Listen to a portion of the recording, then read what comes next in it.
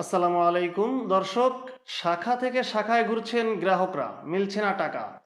অনিয়ম আর ঋণ কেলেঙ্কারির সংকটে পড়া আইসিবি ইসলামিক ব্যাংক লিমিটেড তীব্র তারল্য সংকটে পড়েছে।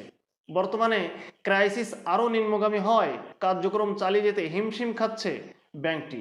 অবস্থা এতটাই বেগতিক যে 5,000 টাকার চেক দিলে ব্যাংকটির একটি শাখাও গ্রাহককে টাকা দিতে পারছে না। কর্মচারীদের বেতন পরিশোধ হচ্ছে ধাপে ধাপে। সব মিলিয়ে নগদ টাকার সংকটে নতুন ঋণ বিতরণও বন্ধ।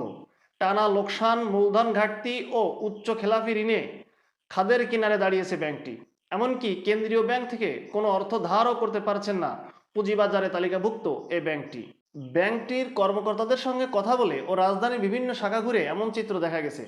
বাংলাদেশ ব্যাংক সূত্র জানায়, ব্যাংকটির পরিস্থিতি এতটাই ভয়ানক যে তাদের এমন কোনো সিকিউরিটি নেই যার বিপরীতে অন্য ইসলামী ব্যাংক ও কেন্দ্রীয় ব্যাংক থেকে অর্থ ধার করতে পারবে। নানা অব্যবস্থাপনায় বিতরণ করা ঋণ পরিশোধ হচ্ছে না, খেলাপিতে হাবুডুবু খাচ্ছে ব্যাংকটি। আইসিবি ইসলামিক ব্যাংকের নয়াপল্টন শাখার ভিআইপি শাখায় দেখা যায়, নিজের অ্যাকাউন্টের টাকা উঠাতে ব্যাংকের ম্যানেজারের পিছনে পিছনে ঘুরছেন ভুক্তভোগী আমানতকারী জাকির হোসেন। তিনি বলেন, ব্যাংকের ভোল্টে টাকা নেই, তাই ম্যানেজার কেবল আশ্বাসই দিচ্ছেন।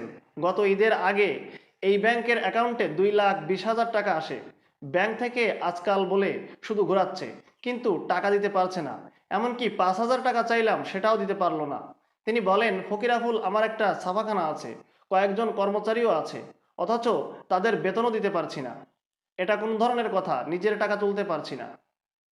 এ বিষয়ে জানতে চাইলে বাংলাদেশ ব্যাংকের সাবেক গভর্নর ডক্টর সালেউদ্দিন আহমেদ বলেন, দীর্ঘদিন ধরে দুরবস্থার মধ্য দিয়ে যাওয়া আইসিবি ইসলামিক ব্যাংকের উন্নয়নে বিশেষ পদক্ষেপ প্রয়োজন। শুধু পর্যবেক্ষক বসালেই হবে না, বাংলাদেশ ব্যাংকের ভূমিকা থাকতে হবে। খেলাফি ঋণ কমাতে না পারায় ব্যাংকটি উন্নতি করতে পারছে না। গতানুগতিক নির্দেশনা দিলে তাদের কোনো উন্নতি হবে না বলে মনে করেন তিনি। বাংলাদেশ ব্যাংকের তথ্য অনুযায়ী 2023 সাল শেষে ব্যাংকটির 1,823 কোটি টাকার মূলধন ঘাটতি দেখা দিয়েছে। একই সঙ্গে 790 কোটি 4 লাখ টাকা বিতরণ করা ঋণের বিনিয়োগ 87%ই খেলাপিতে পরিণত হয়েছে। 2023 সালে লোকসান দাঁড়িয়েছে 56,50,00,000 টাকা। আর্থিক সংকট নিরসনে গত 31শে জানুয়ারি বাংলাদেশ ব্যাংকের কাছে জামানতহীন 50 কোটি টাকা তারল্য সহায়তার আবেদন করেছিল আইসিবি ইসলামী ব্যাংক। তবে 2 সপ্তাহ পর সেই আবেদন খারিজ করে দেয় কেন্দ্রীয় ব্যাংক। কারণ আগে থেকেই বাংলাদেশ ব্যাংকের কাছে আইসিবি ইসলামিক ব্যাংকের 425 কোটি টাকা দায় ছিল। আজ এ পর্যন্তই। আল্লাহ হাফেজ।